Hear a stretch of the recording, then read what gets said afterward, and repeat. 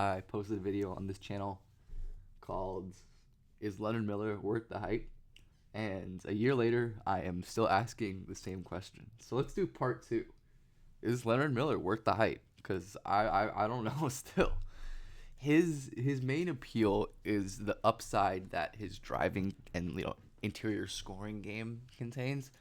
As a 6'11" dude, he is insanely fluid and mobile. I think he's a little bit stiffer than he was last year, and definitely go watch I'll link the video and card it. Definitely go watch the other video if you want to, get a comparison from where he was last year, because we'll definitely be referencing that. A little stiffer than he used to be, but the burst, the wiggle, the inside hand finish is all really impressive for a 6'11" dude. I love the handling control, where his handles improved a ton. The control is a lot better from last year, where he can dribble in tight spaces, split that gap. He is ridiculously fluid and mobile on the perimeter for someone his size, and I think that gives him pretty significant on second side creation upside for his size. He can kind of parrot this behind the back into a beautiful righty floater. He is like a lefty shooter, but a righty. He's a monster righty finisher too, where there isn't always separation, as Leonard's burst isn't that great, especially against smaller players. But if he can get into this area, and his touch is incredible, he has amazing touch with both hands, that could be an interesting way to live as a scorer. Simple moves into, again, off foot, off hands finish in the paint. We see him lower his shoulder beneath, so even though he doesn't gain an advantage, he's able to kind of dislodge, use his strides. That's actually not offense, but point being, the versatility in his driving, finishing, scoring, touch game is all really, really impressive. Look at him use his off arm here to shield this defender coming around the bend of pick and roll. I wish he was a little more straight angles to the rim with burst, but he can shield off defenders with his size, get into the paint, and draw fouls really well. It's quite impressive. And the passing is decision making is solid, nothing really to write home about, but he can make pretty cool lay down passes off of drives like that when he gets going downhill. He makes solid decisions in transitions, extra passes to cutters and shooters within a scheme. Definitely not a huge strength, but also not a weakness at all. The main thing with Leonard's offense is I think he's very much a 5 on offense, or at least a big 4 for the moment. The creation definitely needs to materialize, and a lot of that is going to rely on the shooting, which is pretty worrisome. His form is very questionable. That is the best it looks, and he doesn't take a lot of threes. He basically only takes catch and shoots when he does. His release is pretty slow, and the lower body is quite inconsistent in the footwork and general spacing. Leonard is more even than his poor mechanics. It's just that he's so unwilling as a shooter, which is such an important metric for becoming a better shooter in the future, even if you're not a current good shooter. The lack of confidence, lack of willingness to fire, to hesitate, and then to dribble in and miss a pull up mid obviously isn't great. The shooting stuff is really interesting for Leonard, where his profile as a whole is just fascinating. Didn't take or make a lot of threes, fine free throws, more assists than turnovers, decent stock numbers as well. And his profile is just super weird. Big players with using the ATO to kind of approximate a modicum of ball handling or decision making or some sort of perimeter skill is that kind of checks out for a lot of these guys. And then not shooting threes. It's a really weird list where I think these three are star prospects and more obviously bigs.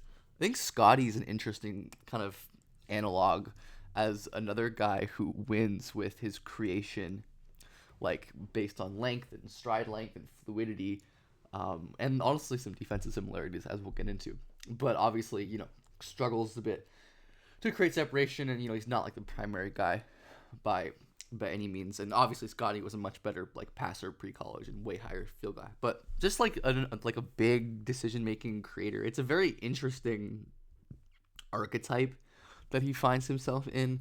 Offensively, it's such a strange thing, because if he can draw closeouts, I think he can be really effective as a perimeter player. But if not, he could just be a decent center, on offense, super physical in the post. As we mentioned, the finishing is amazing. He's really good at second chance grabs and rebounds and finishing on like as a roll man. Look at him go over his defender right here, in just like a way that is very physical and a lot of opposite from a lot of his other problems on defense, where like the center stuff on offense is good. Like the rebounding is quite solid for, you know, a guy his age and size in the G League. I am definitely a fan of Leonard Miller's offense. I think the defense complicates things and makes him kind of like the weird tweener that I think he is. Where I think Leonard is probably best at the moment playing as a big on offense. Just so I think his handling abilities are probably maximized against mismatches and, you know, slower fours. But Leonard's defense is definitely not as a 5, where I think a lot of prospects get kind of docked as potential like center defenders. Even going back to this list, like not counting these guys like Scotty, like even like Labravia maybe, like I don't know, but it's really difficult to defend the 5 at the NBA level. Even guys like Onyeka and such, who were, you know, better big defenders coming out, like struggle to be 5 just because of the size and the physical limitations. And some of those physical limitations are coming up big time for Leonard at the 5, where his rim protection is really quite lacking. Like three block rate is pretty good, but for like a wing defender, which is kind of what I think Leonard probably end up will being, where on the rotations he makes, he just doesn't make a lot of impact contesting, often just kind of like standing straight up with his arms in the air, just kind of hoping to use his size to deter some shot. He's quite jumpy as well, and the technique just overall isn't fantastic. The awareness just seems quite off, and the processing is slow as like a backline defender, where Leonard definitely sees this cut, and maybe he expects his teammate to get there, but he doesn't really notice them bumping into each other, and it's really late, and that is a wide open dunk where Leonard definitely could have rotated down to make a play there. And you see he's just like a step too late on all these rotations, where Leonard, even where he like recognizes that there is a rotation to be made here, he just takes a while to like get up. His load time is pretty significant, and he doesn't have the high end length or vertical explosion or size to challenge these like actual center size players.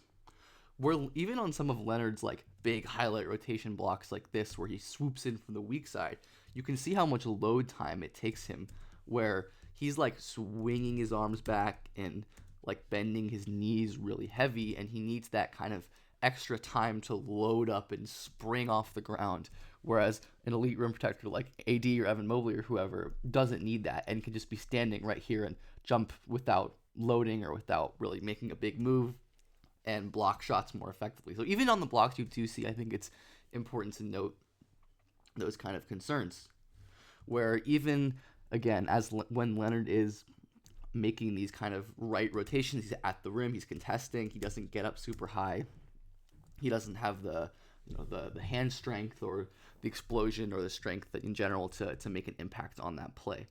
But what Leonard is really good at, and what makes him really like interesting as a defender, is the ground coverage. Like I think of him as a huge wing defender more than anything, because look how much space he can cover with just a few steps blocking that 3.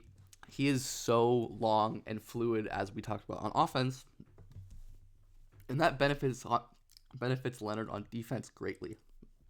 I love this possession where he recognizes this pass is coming and steps in front of this guy to prevent a layup, gets back out to a player much shorter than him, and Leonard does an awesome job moving and sliding and kind of like chopping his feet and staying in front, and then he tags, and this shot ends up going in, but Leonard kind of does so much on this possession, from rotating to like tagging and recovering, playing different roles, covering a ton of ground. And I talk about how important ground coverage is on this channel because it matters a ton in like a very spread out, quick hitting NBA style offense. And I think Leonard could be really, really excellent in a role like that. And maybe some pick and roll D development could kind of be a thing we expect, because I do want to mention like Ignite's scheme on defense is like really difficult and weird and like really bad just in general. And obviously Leonard is very young playing in the G League, so it's not like it's easy or anything. Like there are pros. He's playing against pros, like, and it's not like it's, you know, he's not like so far behind as a defender for someone his age where it's like I would be out on them. And he does have interesting tools where maybe you teach him how to hedge high and recover because he has the tools to do that. Or he can ice for sure, play high at the level, and then, you can just hope he holds up as like a post defender in that regard as well. I think this play exhibits like the good and the bad with Leonard's ground coverage based defense, and another like kind of reason I think he's more like a great utility guy than someone who can be a really high level defender. Like, even though he has this great ground coverage, he like almost gets a hand on that despite starting this play like deep in the paint and being with 2 feet in the paint before that pass is thrown. This is really, really impressive. Like, Scotty here is reading Leonard here. Like, his decision to pass on the skip is because Leonard is parked in the paint covering the roller. But the fact that Leonard can pressure that pass while doing the same thing is crazy. But on the other hand, Leonard just really struggles to close out, to change directions. He's a great big space ground coverer, like sprinting out to the corner. But in small spaces, when he has to flip his hips, they're just really high and kind of stiff. He really struggles to get around. And he just really struggles to guard smaller players on the perimeter when he can't like set up. He seems to slip a lot trying to change directions. I'm not really sure what that's about, but it's something that happens. I'm not sure if it's a weird like balance thing, maybe something with the lower body with his shot, but Leonard definitely struggles as a guy who changes directions. And I think that also limits his ability to guard the wing, because if you are guarding the wing in the NBA, you are going to be guarding screens, whether that is guarding a wing ball handler or chasing around off-ball screens, and that is somewhere where Leonard really struggled. I do want to mention again that Ignite's scheme was kind of unforgiving and didn't really give him much help. Had him like chase hard over all the time against guards, which is really difficult for 6'10" players to do, and I just don't think he's equipped to do this. He's like, his hips are high, stiff. He really struggles to detach from screens and stay attached to ball handlers. Often will just like try to blast through screens and foul and such. And I think some of that's obviously technique, but I think there are real physical limitations holding Leonard back from being both a great rim defender or a great intermediate defender. It's very interesting to me where Leonard has like one really valuable defensive skill and some other tools to build off, but also a couple pretty significant weaknesses that hamper the ability for that tool to shine, like the footwork and the slow hips and the lack of verticality as a rim protector. So, is Leonard Miller worth the hype? I don't really know. Like, I don't think I'd take him in the lottery, and I still probably.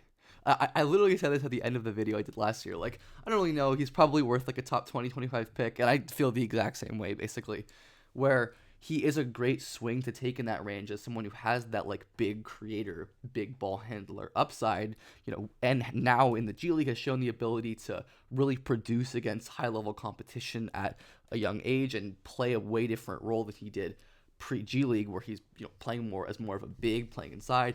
Really good that he can show that he can like fit into that scheme, but there are clear limitations and weaknesses. The shooting is not something I'm very high on. Like, if you believe in the shooting, I can definitely get me higher, but the offense, while the tools as a creator and an interior scorer are really interesting, the shooting could potentially kind of make that thing fall apart. And then defensively, there are just a lot of questions as well without a ton of high end upside. So I think it's pretty likely that Leonard is a solid player. He's just pretty good at basketball for a guy his age and has clear avenues, especially on offense, to get better and make an impact. I just don't really see the upside, so I don't have Leonard like as like a lottery guy or anything. But he is fascinating and one of my like favorite players to watch over these last couple years. He's just super weird and funky and does a lot of very cool, unique things. And I respect that he's kind of like totally quit his hooper tendency. Like, he was a N1 mixtape-itis guy. Like, he would always do like crazy behind the back passes and like dribble moves for no reason, and he reined that in, just like Marjan Beauchamp did, which G League Ignite seems to have a way of reining in the former like slam high school overtime hoopers. But I'm rambling, and Leonard is cool, I guess. Yeah, I'm interested to see what happens.